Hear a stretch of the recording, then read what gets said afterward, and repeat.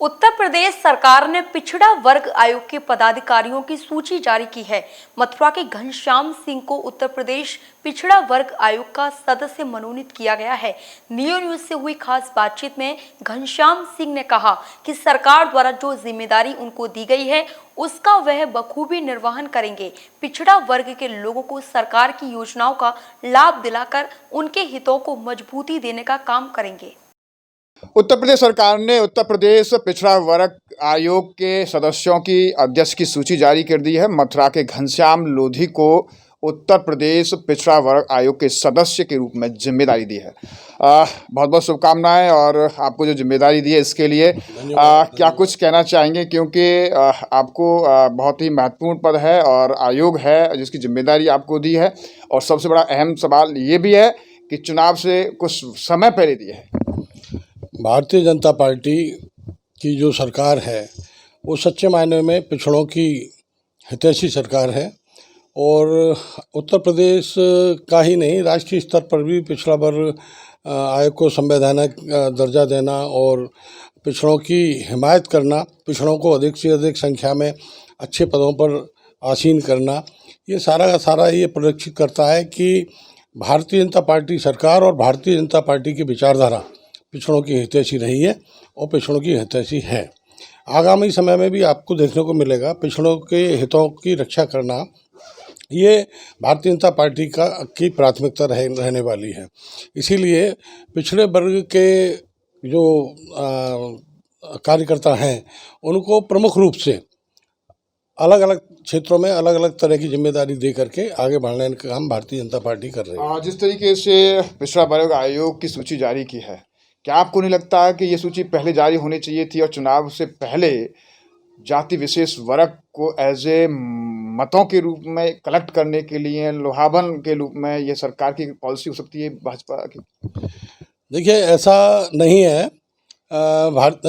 ये सूची जो जारी होती है या जो नॉमिनेशंस होते हैं इसके लिए तमाम प्रक्रियाएं रहती हैं।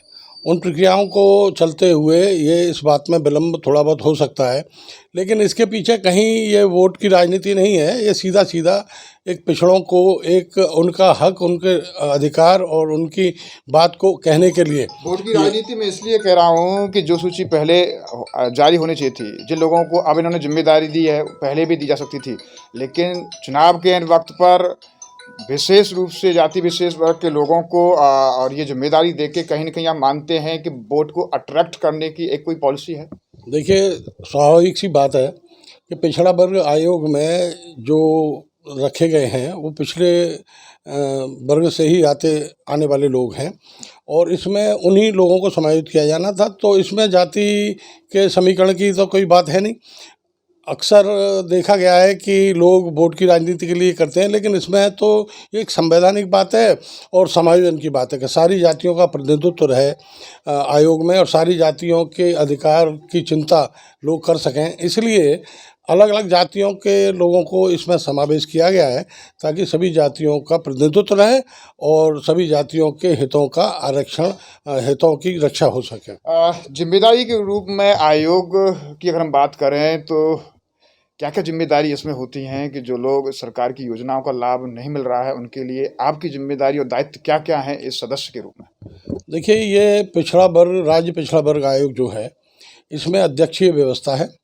माननीय अध्यक्ष जी सारा कार्य विभाजन करेंगे, कार्य तय करेंगे किस व्यक्ति को क्या करना है और इसमें जो जिस कार्य के लिए जो सदस्य नामित होगा वो उस कार्य को करेगा। कहीं न कहीं 22 का चुनाव भी है और 22 के चुनाव के मद्देनज़र ये जिम्मेदारी भी आपके लिए महत्वपूर्ण है, क्योंकि चुनाव के मद्देनज़र भी ऐसे में नहीं लग रहा है कि जिस तरीके का माहौल बन रहा है कि अभी भाजपा सरकार में उत्तर प्रदेश के मुख्यमंत्री की कुर्सी पर ही सवाल उठने लगे और बड़ी हलचल सी पैदा हो गई, तो कहीं न कहीं 22 का चुनाव भी चुनौती है? देखिए, माननीय मुख्यमंत्री जी की जहाँ तक बात आप कर रहे हो, मैं आपको बता दूं वहाँ कोई ऐसी बात नहीं है। ये केवल सिगूफे हैं जो लोगों के दिमाग में उपजते हैं और वहाँ से वो मीडिया में चले जाते हैं और विपक्षी लोग इसका मजा लेते हैं। बाकी भारतीय जनता पार्टी में बड़ी प्रजातांत्रिक व्यवस्था है, वहाँ सारे निर्णय प्रजातांत्रिक तरीके से होते हैं। माननीय मुख्यमंत्री जी एक बहुत ही ईमानदार, साफ सुथरी और गुंडागर्दी को का शमन करने वाले, दमन करने वाले, और देश में कोविड इतनी जैसी महामारी, उत्तर प्रदेश इतना बड़ा प्रदेश है, उसको कितनी खूबसूरती के साथ उन्होंने कंट्रोल किया है। खुद आपने देखा होगा मीडिया में, अस्पतालों में जाने से लोग डरते हैं, और माननीय मुख्यमंत्री जी वहाँ पर जाकर लोगों के, मरीजों के हालचाल पूछ रहे हैं, कोरोना वॉरियर्स को शाबाशी दे रहे हैं। जो ढिलाई हो रही है वहाँ टाइट कर रहे हैं। अभी कुछ कई सीएमओ को चेंज किया है, किसी को सस्पेंड किया है, अधिकारियों को, डीएम को वहाँ जिम्मेदार बनाया गया है। तो कुल मिलाकर के उनका कार्यकाल बहुत ही मजबूत, बहुत ताकतवर और बड़ा साफ सुथरा, ट्रांसपेरेंसी के संग काम करने वाली सरकार रही है। तो उनके बारे में सोचने की तो कोई बात ही नहीं उठती है। लेकिन जो भी बात है वो सब प्रेस में जो चीज़ें गई हैं वो विपक्षी मानसिकता और कुछ लोगों की दिमागी उपज का खेल है, उसका कोई इलाज हमारे पास 22 से पहले जिम्मेदारी आपको दी है, तो आपके लिए कितनी चुनौती है कि लोगों को यूनाइट करना, पिछड़ा वर्ग के लोगों को एकत्रित करना, उनकी समस्याओं को सुनना, सरकार की योजनाओं को उन तक पहुंचाना, क्योंकि बहुत सारे लोग ऐसे भी हो सकते हैं कि जिन्हें अभी सरकार की योजनाओं का लाभ ही नहीं मिला हो।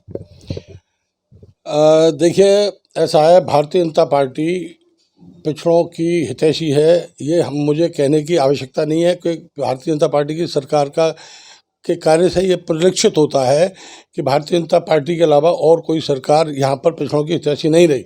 पिछड़ों की जातियों का प्रयोग करना, और जो पार्टियाँ हैं वो जातिगत पार्टियाँ हैं, एक एक जाति के आधार पर चलने वाली पार्टियाँ हैं। वो अगर कुछ कहती हैं तो उसका कोई हेतु उठता नहीं है। भारतीय जनता पार्टी में किसी भी जाति का कोई स्थान नहीं है। भारतीय जनता पार्टी समग्र चिंतन करती है, समग्र जातियों की चिंता करती है, समग्र जातियों की हितैषी है, और ख़ासकर पिछड़ों के लिए भारतीय जनता पार्टी बहुत कुछ कर चुकी है, बहुत कुछ कर रही है, और बहुत कुछ करना बाकी है। तो मित्रों, मैं आपको के माध्यम से कहना चाहता हूँ कि पिछड़े वर्ग के सभी बंधु पहले भी वोट भारतीय जनता पार्टी में करते रहे हैं, और आज भी भारतीय जनता पार्टी के साथ कंधे से कंधा मिलाकर, आपने देखा ना, बम्पर सीट है, 300 कुछ सीटें आई थी। यहाँ पर लोग कह रहे थे ऐसा होगा, ऐसा होगा। क्या हुआ?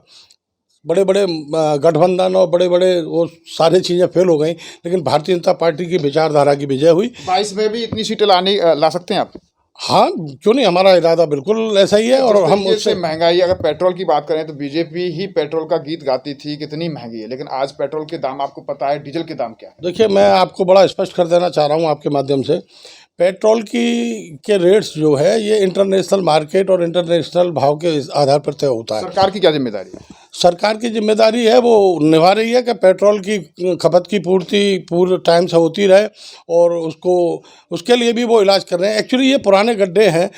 जो तेल सप्लाई करने वाले जो कंट्रीज हैं उनका अरबों करोड़ रुपया, डॉलर जो है भारत पर कर्ज था, उस कर्ज को चुकाने के लिए व्यवस्था बनानी थी, और उस कर्ज को, वो जानकर आपको खुशी होगी, आज वो कर्ज लगभग चुकने की स्थिति में है।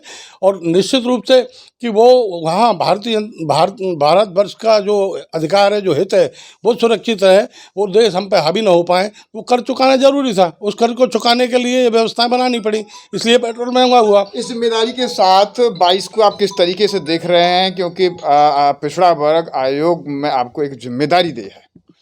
मैं सबसे पहले आपके माध्यम से अपने संगठन के सभी पदाधिकारियों को और सभी अधिकारियों को मैं धन्यवाद देता हूं, और मैं आरएसएस का स्वयंसेवक हूं, इसलिए मैं अपनी कर्तव्य को बहुत अच्छी तरह जानता हूं, क्योंकि हम सब लोगों को सिखाया जाता है कि ट्रांसपेरेंसी के साथ काम करना है, स्वच्छता के साथ काम करना है, और अपनी ध्येय निष्ठा के साथ काम करना है।